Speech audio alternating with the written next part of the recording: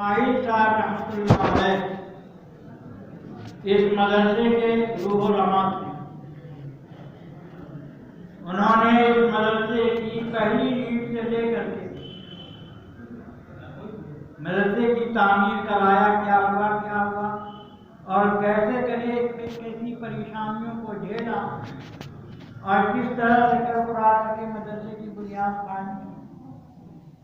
پھر اس کے بعد مولانا مشتاق صاحب رحمۃ اللہ علیہ جب دارالعلوم سے فارغ ہوئے تو وہ پھر اس مدرسے کے اندر آگے انہوں نے اپنی خدمات پیش کیا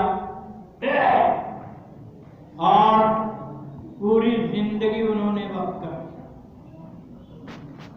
اس مدرسے کو چلانے کے لیے، بنانے کے لیے، علاقہ جات کے لوگوں کے اندر علم کی بنیاد اور اس کی روشنی پھیلانے کے لیے مولانا نے وہ جدوجہد علاقے میں نظر آ رہا ہے، دینی ماحول یا دینی مزاج یا خاص کر کے اس دعوت اور اس کے اطراف حضرت قاری محمد اسماعیل صاحب رحمۃ اللہ علیہ اور ان کے ساتھ ساتھ مولانا محبوب صاحب رحمۃ اللہ علیہ، مولانا مشتاق صاحب رحمۃ اللہ علیہ، حافظ مبین صاحب اور نہ معلوم کون سے اساتذہ تھے جن کا نام ہمیں یاد نہیں۔ ان بزرگوں نے اپنی جہاں پہ خون پسینہ ایک کر کے مدرسے کو بڑے فرصتی کے حالت میں چلایا۔ یہ آپ لوگ کا خلوص تھا کہ آپ نے اپنا خلوص دیا، مولانا نے محنت کیا اور مدرسہ سروان کرتا تھا۔ کبھی یہ کھپڑیل تھا، پھر یہ کبھی جو ہے ایک منزل پر آیا، دوسری منزل پر آیا۔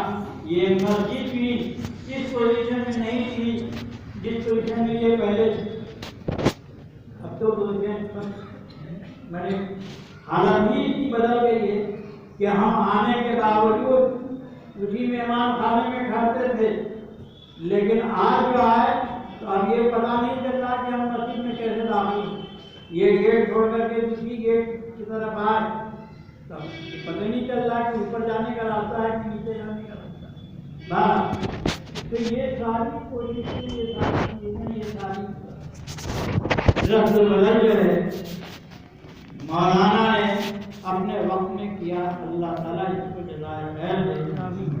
اور جن لوگوں نے ان سے فیض پایا، ان کی موجودگی میں تعلیم آیا،